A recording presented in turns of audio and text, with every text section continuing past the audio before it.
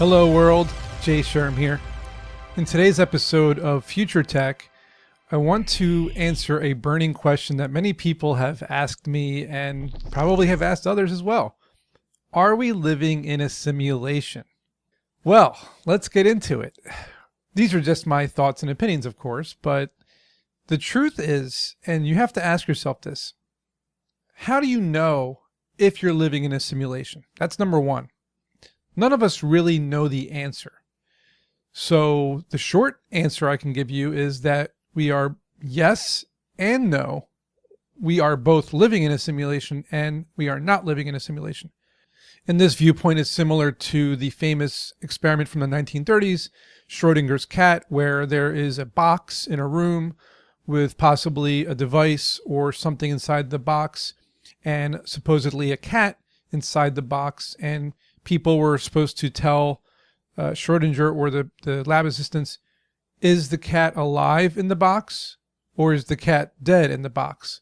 And since they were not allowed to open the box and check, they figured that the cat was both alive and dead because both of those options were true since they couldn't check.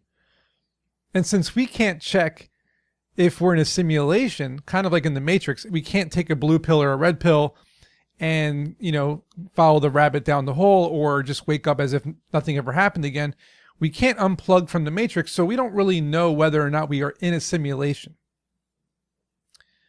Have you ever walked outside, taken a walk, or maybe went to a store, or maybe visited friends and family, or something where you were engaging with the outside world and you thought that it just didn't quite seem right, or it seemed too perfect, or things were working out in a particular way as if it was out of your control, as if something larger was at work? This can be God, it can be an energy force, or it could be aliens, or it could be a simulation. The real answer here is that we don't know. The truth is, as humans, we create the reality that we live in. It's actually called social reality. And what it is, for example, my name is Jason, but my name is only Jason because I told you my name is Jason. Your name might be Danielle. And I only know your name is Danielle because you told me your name was Danielle. Why do we believe that our names are Jason and Danielle? First of all, somebody made up those names at one point in history. So who's to say that those names are even real? They're just made up names. Same goes for the borders of countries. For example, the United States and Canada. Who's to say that the border of the United States and Canada, or United States and Mexico, who's to say those lines in the dirt are borders? People said that they were borders. People said that if you're inside of this country, you're American, or you're in that country, Canadian, or in that country, Mexican. That's only because people said those things, and we believe those things because people told us. That's a reality that was fabricated by humans. That's not the real reality. Same goes for money. Think about it. Money is just pieces of paper and pieces of metal. Those things are almost worthless. The metal, you can say, sure, you can maybe melt it down and use it for something, but paper money is just paper. But because we tell each other that it has a value, we believe that reality. Why do we believe all these different realities? I mean, look at the past election that just took place, and our last president said that he won the election. Even though he lost the election, it was obvious in the polls and the tally and the numbers. It was obvious he lost. But he created and distorted the reality that we were in by saying that he won, and it created this new alternative reality, basically a new dimension, you could even say, that we don't live in because we didn't believe that he won. But the people that believed him went off on a separate path.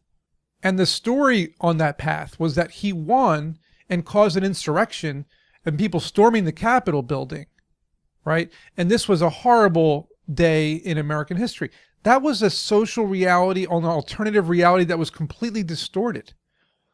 So living in a simulation or not, we do live in some type of reality that can be distorted by people telling stories, people telling us what they believe is true, and then all it takes is for other people to believe those realities and those stories, and that becomes the new reality. Or you could say it's a new path, a new alternate reality, or a new dimension, if you can say that, because technically that's what it is. Think about it. We live in a 3D world.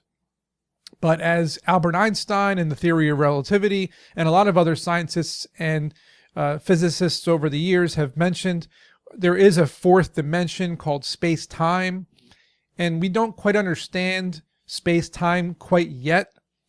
We understand some parts of it and how, light travels through space, and how, there are black holes and wormholes, and how, space is expanding forever, and how time is different in other parts of the solar systems and galaxies. So we don't really quite understand exactly what space-time is, or how it works, or how it affects us.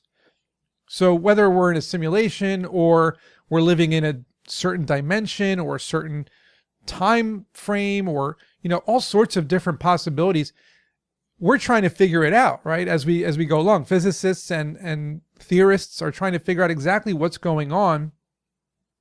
And there's another cool theory going around, and this was an old one that people are trying to still figure out, string theory, where instead of particles, quantum particles, we're using string in between those particles to show the pathways. And those strings are taking place of your atoms, the electrons, the photons. This is quantum physics, which is a really tough subject to understand. I'm still learning about it myself. But if you think about it this way, your brain inside your skull is really just a big pile of jelly, right? And your eyes, your nose, your ears, everything about you, your senses, right? You're feeling and hearing and seeing and doing all these things, and your brain is taking in all of this reality. Your brain is trying to process the data that it's seeing. It's parsing the data. It's really a computer, really, if you think about it.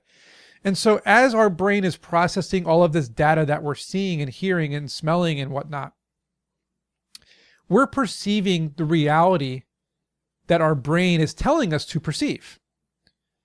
So with string theory, you have to assume that when you see something, or when you hear something, or when you experience something, the atoms and the quantum mechanics between the string that's following pathways, that's the pathway that you're on. But let's say you forced yourself. Let's make an example here. Let's say that you had to go to a job interview, and this job was very important. It was going to change your life. As a matter of fact, if you got this job, you were going to get a large pay raise. You're going to be able to buy that house you always wanted, that car you always wanted, move to a different city if you wanted to, and it was going to change your life. That is a completely different path than the one you're currently on. You could say it's an alternate reality. It's a different dimension, because let's say, like Schrodinger's cat, that you didn't take that job interview. So you both did take the job interview and you didn't take the job interview. There's two paths, two choices you can make. On one path, your life changes forever. And on the other path, you don't know what will happen. You might just stay the same. You might be miserable. You might get hit by a bus and die because you didn't go to the job interview. Who knows what will happen?